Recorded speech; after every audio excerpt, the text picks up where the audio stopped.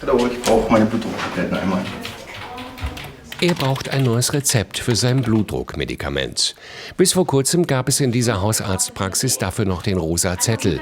Seit einem Monat nutzt die Praxis aber das E-Rezept. Am Anfang ist es einmal ein bisschen anstrengend, auch für den Patienten, aber schon beim zweiten Rezept ist es für ihn völlig normal und für ihn hat es ja auch tatsächlich einen Vorteil. Also er muss nicht extra hier in die Praxis kommen und sich ein Rezept abholen, sondern kann die Rezepte auch per E-Mail oder telefonisch bestellen. So sollen Zeit und Wege gespart werden, zumindest theoretisch. Denn am Anfang gab es Softwareprobleme. Wir haben dann Rücksprache mit dem EDV-Haus gehalten, der hat dann den Server nochmal neu konfiguriert und dann ging es dann auch im zweiten Anlauf, aber es ist natürlich schon, wenn man das dann im Praxisalltag hier umsetzen möchte und muss einmal das komplette System runterfahren, dann ist schon eine halbe Stunde die Praxis nicht arbeitsfähig. Mittlerweile läuft das System besser, aber es hakt an anderer Stelle. Heimpatienten können oft nicht selbst zur Apotheke. Der Weg über die Gesundheitskarte funktioniert nicht.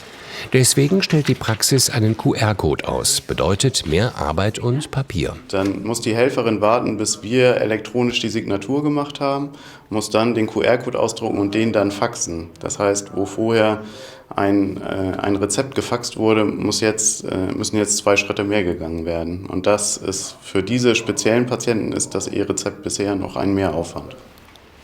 Das System bisher nicht komplett ausgereift. In der Apotheke von Hans-Günther Lund werden jeden Tag bis zu 70 E-Rezepte eingelöst.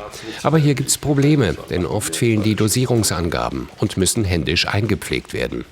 47 Klicks weiter, sehe ich, das geht alles nicht. Und dann stehe ich da und sagt der Patient, ja, aber ich brauche meine Herztabletten eigentlich jetzt. Ich habe heute Morgen schon keine mehr genommen. Kann ich die nicht gleich mitkriegen? Ja, sage ich, da muss ich jetzt erstmal warten, was der Arzt macht, ob er mir eine neue elektronische Verordnung schickt.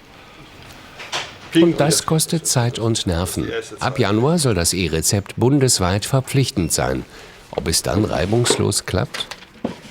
Ja, das wird die große Katastrophe. Wir werden im ersten Viertel bis halben Jahr wahrscheinlich große Probleme in der Versorgung haben. Deswegen fordert unter anderem der Apothekerverband Hilfe bei der Umsetzung vom Bund.